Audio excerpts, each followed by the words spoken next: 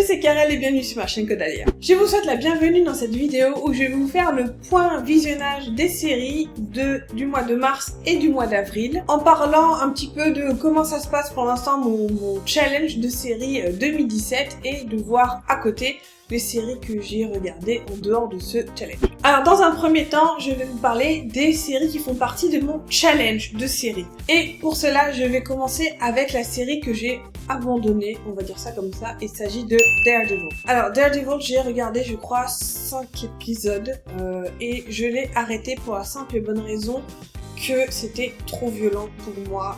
C'était limite un peu dur à regarder et j'ai pas envie de m'infliger ça et de regarder pour regarder. Du coup, ce qui m'embête après, pour l'instant, je l'ai abandonné, mis en pause, parce que si j'arrête Daredevil, dans ma tête, j'arrête aussi Jessica Jones, Luke Cage, etc. derrière. Mais en même temps, j'arrive pas à regarder Daredevil parce que c'est un peu dégueulasse, c'est assez gore et j'aime pas ça quoi. Donc du coup, j'ai regardé autre chose pendant ce temps-là et pour tout vous avouer, j'ai pas foncièrement envie de me mettre. J'ai pas encore forcément choisi la série qui va remplacer Daredevil.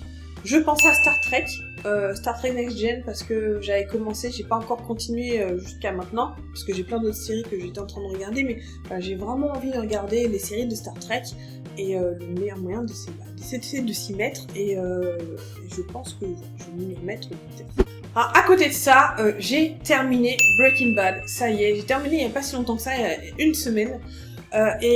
Que dire de cette série c'est une série, comme je vous disais auparavant, j'avais pas du tout envie de la commencer, ça me disait rien. Parce que voilà, la méthamphétamine, ça m'intéresse pas. Et pourtant, j'ai mordu, j'ai carrément accroché pratiquement tout de suite. Le premier épisode, j'ai trouvé ça un peu, je trouvais ça bizarre la façon dont c'était filmé. Ça me donnait la germe, pour être un petit peu honnête. Et puis finalement, on s'habitue au personnage, on s'attache au personnage. Et il faut dire aussi qu'il y a des épisodes qui sont vraiment une claque dans la gueule. Il y a des épisodes dont je pense je vais me souvenir jusqu'à très longtemps. C'est un exemple de mise en scène, c'est un exemple de gestion de suspense qui est assez impressionnant. Je pense à l'épisode où Hank se fait pourchasser par les deux mecs de la mafia mexicaine là, qui est absolument, j'ai arrêté de respirer pendant 5 minutes quoi. Et pareil, la fin avec comment il s'appelle j'ai oublié son nom, c'est pas grave. Après je vais pas forcément vendre la mèche pour ceux qui ne l'ont pas encore vu, même si je pense qu'on est plus très bon micro dans ce cas-là. Bref, ça a été une excellente série, assez rocambolesque. J'arrive pas à le dire rocambolesque. Et avec des formidables vraiment portraits de personnages. J'ai vraiment adoré le personnage principal à Walter White, qui est donc joué par Michael Cranston, si je dis pas de bêtises, donc le père de Malcolm, parce que il a réussi à donner. C'est un anti-héros dans le sens vraiment pur. Enfin, c'est pas un héros, quoi. C'est un antagoniste qui à la fois a des c'est un héros antagoniste quoi, et il oscille entre les deux à chaque fois, et il est à la fois dans le drame, à la fois dans la menace. C'est un personnage qui est menaçant, qui est dangereux, et qu'on verrait pas forcément justement comme héros, et on arrive quand même à le voir. C'est un père de famille à qui ses enfants manquent, ses enfants lui manquent aussi. Il y a une femme, il essaie de ménager la chèvre le chou d'une façon des fois exécrable. Il va tuer des personnes pour les mauvaises raisons ou pour les bonnes raisons pour lui. Et j'avais trouvé ça à la fois dramatique et vraiment, c'était vraiment super intéressant de voir un personnage qui oscille comme ça entre le bien et le mal, et de voir à quel point des fois il peut être complètement ridicule dans sa façon d'interpréter, la façon dont le personnage est mis en scène dans des situations qui sont absolument voilà quoi, et d'autres moments où il est complètement voilà, par ego, par vacuité, par tout ce que vous voulez, il se trouve de l'autre côté de la barrière, du côté obscur de la force, et voilà, il est constamment c'est un personnage qui est très gris en fait. Et voilà, d'un point de vue, quand on s'intéresse au personnage, c'était un personnage super intéressant. Et puis en plus, sa relation avec Jessie, cet amour filial et en même temps de haine des fois, était vraiment magistral. Voilà, donc j'ai aucune chose à dire. Voilà. Breaking Bad, c'était vraiment magistral. Entre-temps, avec Breaking Bad, je suis toujours dans Gilmore Girls. J'ai, en toute honnêteté, un petit peu arrêté de la regarder pendant le mois d'avril. J'ai fait une pause dans Gilmore Girls, je sais pas pourquoi. Je suis en pleine saison 4, et la saison 4, c'est celle où, en fait, Rory va à Yale, et, je sais pas, mon attention est un petit peu retombée, et j'avais plus forcément envie de remettre un épisode, tout simplement. Déjà parce que avril aussi, c'était Camp Lano, donc j'avais pas forcément le temps de regarder des séries, hein, on va dire ça comme ça. Mais voilà, mon attention et mon intérêt ont été un petit peu retombé pour Gilmore Girls. Cela dit, depuis quelques jours, je m'y suis remise parce que voilà, je suis dans la saison 4, je suis à peu près à la moitié du coup parce qu'il y a cette saison. Et voilà, c'est une série que j'ai vraiment envie de voir jusqu'au bout, d'autant qu'elle est finie et que voilà, j'ai envie de tout voir. Maintenant, comme je vous disais, voilà, le moment avec Yale, c'est un petit peu redescendu. Moi, j'étais à fond quand elle était avec Jess, et vu que la saison 4, c'est plus le cas, voilà, c'est un petit peu retombé comme un soufflet. Maintenant, pareil, j'attends de voir comment ça avance. Donc, c'est une série que je regarde un petit peu sans forcément en étant très attentive, en étant très devant la série et en ne faisant rien. C'est une série que j'aime bien regarder en faisant du sport, que j'aime bien regarder en faisant, en dessinant ou en faisant autre chose. Il m'arrive quand même de suivre de façon plus assidue, hein. Mais voilà, c'est un peu la série que je peux regarder pour avancer, qui fait un bon fond sonore pour faire autre chose. Mais il n'empêche que j'aime quand même beaucoup. Dans la fin de ce challenge de série 2017, j'ai décidé de continuer la série Marvel Agent Carter, que vous trouvez ici, là. C'est une série que j'avais donc regardé j'avais regardé la première saison, que j'avais absolument adorée. Peggy Carter est une femme que je kiffe, voilà, je l'adore, il n'y a pas d'autre mot. L'ambiance des années 40, plutôt fin 40, début 50, plutôt fin 40, avec une femme qui s'impose dans un milieu très très macho, très masculin, de service secret en fait, c'est service secret à Marvel, hein, donc voilà. Avec Howard Stark, avec Jarvis, mon dieu Jarvis, je t'aime Jarvis.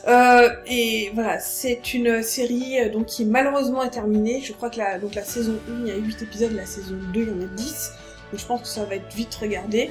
Mais ouais, j'ai eu un plaisir énorme à recommencer, replonger dans cette série, dans cet univers. J'adore la mode, enfin, en tout cas dans cette série-là, la mode des années fin 40, début 50, je trouve ça absolument magnifique. Et voilà, c'est un vrai plaisir de me replonger dans cette série. Alors maintenant, je vais vous parler des séries que j'ai regardées en dehors du challenge série 2017, et je vais commencer par vous parler de Grimm. Ça y est, c'est terminé. La saison 6 est terminée. Et alors, je vais pas spoiler pour ceux qui n'ont pas encore regardé, d'autant qu'elle est sur Netflix. La saison 4 vient de sortir sur Netflix, donc allez-y, allez voir. Allez voir. Bon, qu'est-ce que j'ai pensé de cette série ? Enfin, en tout cas, de cette saison 6 plutôt. La saison 6, je l'ai trouvée un petit peu en dents de scie, sincèrement. Il y a vraiment des hauts et des bas. J'ai trouvé qu'on sentait qu'il y avait peut-être un petit peu moins de budget, notamment au niveau des effets spéciaux. Il y en a certains, j'ai fait non, c'est pas possible. Non, son incrustation, elle est vraiment à chier, mec. C'était mal fait. Pas d'autre. Voilà. Mais bon, comme je suis bon public, en plus, comme c'est Grimm, je passe un petit peu, voilà. Mais bon, voilà, c'était à noter qu'au niveau de certains effets spéciaux, peut-être qu'ils l'ont fait dans la va-vite, ils n'avaient pas assez de sous, j'en sais rien, mais il y a certaines choses qui se voient là, qu'on ne voyait pas forcément dans les saisons précédentes. En plus, donc, elle est raccourcie, elle fait que 13 épisodes, ce qui fait qu'au niveau, résolution d'intrigues qui ont été ouvertes pendant toute la série, ou en tout cas à la fin de la saison précédente et dans cette saison-là, c'est obligé d'aller très vite.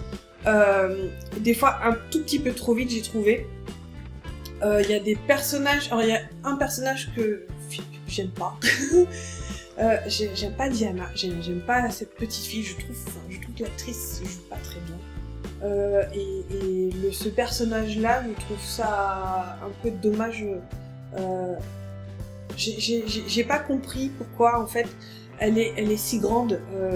Quand on la voit dans la saison, je crois que c'est saison 3, où elle naît, on est à la saison 6, elle est censée, donc je sais pas si on suit un an une saison, elle est censée avoir 3 ans et elle en a 10 quoi.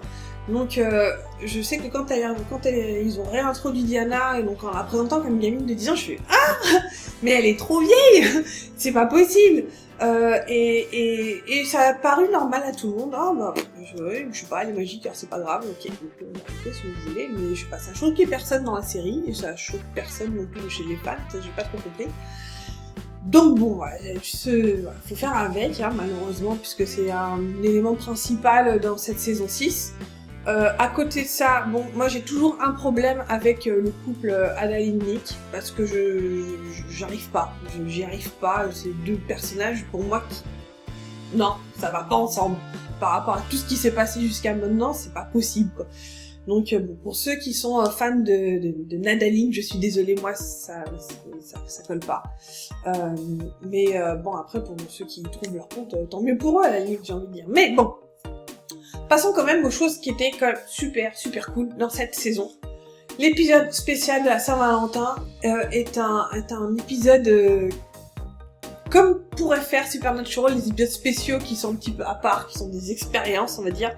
Cet épisode-là, c'est un petit peu dans la même veine. On a senti qu'il voulait vraiment se faire plaisir, partir dans un truc complètement barré, et ça marche bien. Le pire, c'est que ça marche bien. J'ai vraiment piqué des fous rires pendant cet épisode-là. J'en dirai pas plus, mais il y a vraiment des choses qui m'ont vraiment fait rire. Et je vais parler de la fin, sans forcément tout... je vais pas spoiler, vous inquiétez pas, mais je vais parler de la fin et surtout de comment j'ai ressenti ça. La fin, les 2 derniers épisodes, c'est simple, j'étais en PLS sur mon canapé. Il se passe des choses où moi j'étais... dans le bon sens, hein, pas dans le genre what the fuck, mais voilà, j'étais en PLS sur mon canapé, il se passe des trucs, tu fais non, pitié, non. Et la fin, voilà, la fin ouvre sur des choses qui sont plutôt cool, qui vous donnent envie d'écrire plein de fanfics, c'est le moins qu'on puisse dire. Et voilà, donc globalement, sincèrement, je suis contente en fait vraiment des 2-3 derniers épisodes de la série. J'ai vraiment beaucoup aimé les 2 premiers épisodes de cette saison, les 2-3 derniers, et l'épisode de la Saint-Valentin au milieu. Après, c'est un peu du bouli-boulga pour moi. Mais rien que pour ça, puis parce que c'est Grimm, parce que merde c'est Grimm, voilà, j'ai aimé, globalement j'ai aimé. Maintenant, voilà, il y a un peu à boire et à manger, et moi en tant que fan de Grimm, j'ai réussi à... c'est pas grave, voilà, je pardonne, c'est pas grave. Ces 6 saisons, cette série-là était vraiment un coup de cœur pour moi, même s'il y a des choses qui sont moins bien, j'en ai déjà parlé. C'est une série coup de cœur pour moi, qui le restera, je pense. C'est une série que j'ai dans mes DVD là, c'est une série que je regarderai, j'ai vraiment envie de la revoir du début.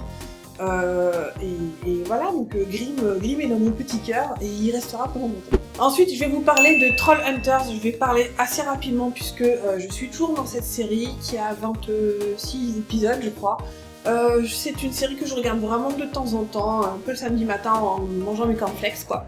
Je mange pas vraiment de cornflakes, c'est pour vous donner une petite idée, mais c'est une série animée que j'aime toujours beaucoup, qui est un petit peu plus dark que ce dont on pourrait s'attendre dans une série animée pour adolescentes et adolescents, pour adolescents.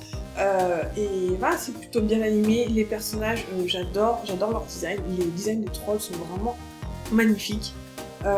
Et donc voilà, tous des personnages intéressants, un joli design, un truc qui est pas... qui est un petit peu plus sombre, un petit peu plus adulte en fait, dans sa façon dont c'est pris en charge. C'est extrêmement agréable à regarder, et je me mate ça comme normal, enfin voilà. Je fais pas du binge-watching avec Trollhunters, je fais durer le plaisir. Et voilà, pour l'instant, c'est une série aussi que je conseille pour les gens, les jeunes gens qui voudraient regarder quelque chose de sympa. Je continue avec la série Orphan Black que j'ai commencé. J'ai pas encore continué, mais j'ai commencé les 2-3 premiers épisodes. qui avait été conseillé notamment par Cassandra et puis par Clélia, parce qu'elles en disaient vraiment beaucoup de bien. Orphan Black est dans ma liste de challenge série depuis la première fois où j'ai fait le challenge série et je l'ai jamais encore regardé. Et je me suis dit, je sais pas, elles avaient l'air d'en parler avec tellement d'enthousiasme, d'ailleurs je leur fais un petit coucou si elles passent par là, que je me suis dit, allez, allons-y, allez sur Netflix, pourquoi pas la mater. Et j'ai commencé à regarder et c'est vrai que c'est assez prenant. C'est assez gore aussi dans certains aspects. Et c'est drôle parce qu'en fait, là, quand j'ai commencé à regarder, je me suis dit, ça a l'air vachement canadien comme truc. Et en effet, il y a un petit côté qui... On sent que c'est une série nord-américaine, mais on sent que c'est pas du tout une série américaine. Je sais pas si c'est difficile à expliquer, mais je sais pas, ça sent, outre le fait que les plaques d'immatriculation sont marquées Ontario, hein, donc ça vend la mèche tout de suite, mais je sais pas, il y a quelque chose dans l'approche des événements, dans l'approche des personnages, dans justement le mélange des trucs un peu violents et la vie quotidienne, etc. Enfin, je sais pas, il y a quelque chose qui m'a rappelé en fait Lost Girl. Voilà, qui était dans un tout autre genre, hein, mais il y a des éléments un petit peu similaires qui m'ont fait me dire, ah tiens, ça c'est pas américain, ça a l'air d'être canadien. Et voilà, pour l'instant, je vous dis, je suis vraiment au début de la série et je sais qu'apparemment ça a l'air super rocambolesque, encore une fois rocambolesque, par la suite, mais voilà, je viens tout juste de commencer et je tiens à remercier Cassandra et Clélia de m'avoir un petit peu mis le nez dessus. Et je termine ce point visionnage de série avec une série qui, je pense, a fait le tour d'internet. J'ai vu beaucoup de vidéos là-dessus. Il s'agit de 13 Reasons Why. Alors, 13 raisons ou 13 Reasons Why, je n'ai pas lu le livre. J'étais au courant de ce dont parlait cette série / livre, tout simplement parce que il avait fait le tour un petit peu de la booktubosphère, et beaucoup en avaient parlé, et donc je savais de quoi ça parlait. Maintenant, ce dont j'étais intéressée, voilà, c'est de voir la série parce que, je sais pas, j'étais plus intéressée en fait, en toute honnêteté, de voir la série plutôt que de lire le livre. Et quelle claque, mes enfants, punaise, quelle claque. Je suis sortie, j'ai fini la série, je l'ai pas binge-watché, je l'ai pas regardé en 2 jours, parce que bon, c'était Camp Nano, etc., hein, je pouvais pas non plus faire ça, mais waouh, enfin, cette série, elle est éprouvante dans le bon sens. Elle se fait poser beaucoup de questions sur qu'est-ce qu'on peut faire dans ces cas-là, si on a été mis dans des cas similaires, qu'est-ce qu'on a fait, qu'est-ce qu'on n'a pas fait. Et je trouve que ça montre aussi d'une façon très frontale, pas forcément, enfin crue, mais pas dans le sens voyeur, mais vraiment dans le sens, voilà, c'est ça la réalité des choses, c'est ça la réalité du slut shaming, c'est ça comment on détruit quelqu'un de l'intérieur, c'est ça le viol, voilà, et c'est ça le suicide, c'est pas de l'amour, c'est pas ouf, le truc, c'est pas romantique, c'est ça fait mal, c'est sanglant, c'est dégueulasse pour les gens qui restent en vie, et en fait on se prend tout ça dans la face, et ça fait à la fois du mal, ça fait du bien de voir ces choses-là exprimées. Je sais pas comment exprimer ce que j'ai ressenti, mais j'ai vraiment ressenti beaucoup de choses parce que moi j'ai pas été harcelée, mais j'ai subi des choses au collège et à l'école primaire qui pourraient voilà, être du bullying sans être vraiment du harcèlement scolaire. Moi aussi j'ai été ostracisée, moi aussi on m'a fait des trucs, enfin bref. Pas aussi violent que ça, pas aussi grave que ça, mais voilà, ce sont des choses qui restent avec vous, qui vous, voilà, pendant toute votre adolescence, pendant tout le début de votre vie d'adulte. Moi, il y a des choses que je commence à guérir maintenant, alors que j'ai 35 ans, des choses qu'on m'a fait il y a 20 ans, quoi. Donc, et avec lesquelles voilà, j'ai vécu et que j'ai un petit peu laisser mijoter, voilà, qui est un peu gangréné comme ça à l'intérieur, ça vous détruit votre estime de vous, ça vous détruit votre confiance en vous.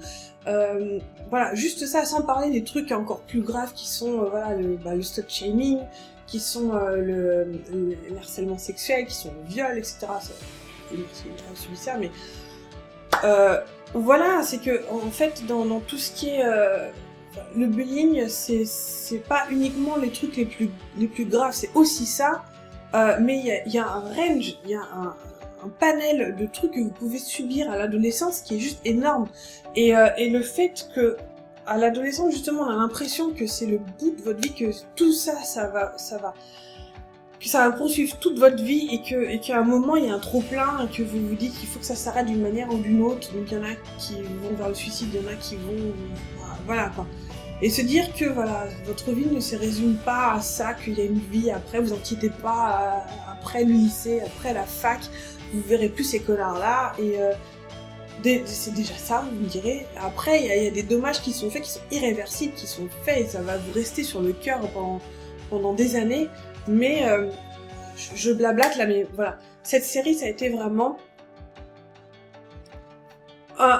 une occasion de réfléchir sur tout ça, de réfléchir sur les problèmes qu'il y a dans la société aujourd'hui, des problèmes que les féministes n'arrêtent pas de mettre en avant, voilà, le harcèlement sexuel, le fait que certains hommes se croient voilà, que le corps des femmes, ça leur appartient, les femmes sont des objets sexuels, non, désolé, on est des gens comme vous. Et voilà, ça permet de discuter ça. Si ça permet aux adultes de voir un petit peu comment peuvent fonctionner les adolescents avec tous leurs travers, hein, avec le fait que même s'ils ont besoin d'aide, ils vont pas forcément demander, et même si on leur propose, ils vont pas forcément prendre la main qu'on leur tend, qui vont partir dans des directions complètement opposées parce qu'il y a des hormones, parce qu'il y a de l'ego, parce qu'il y a de la souffrance, parce qu'il y a plein de choses. Voilà, quand on dit que les adultes comprennent pas les adolescents et vice versa, bah voilà, cette série permet justement de bâtir des frontières, bâtir des ponts justement pour essayer de comprendre. Et je conseille aussi à ceux qui ont regardé la série de regarder le documentaire qu'il y a donc sur Netflix, qui va un petit peu plus loin, de voir comment les acteurs ont appréhendé justement comment est-ce qu'ils allaient faire pour incarner leur personnage. L'acteur qui joue Bryce, c'est celui qui me suis dit merde, comment est-ce que tu peux vivre avec ça, avec le fait que t'as incarné un parfait connard.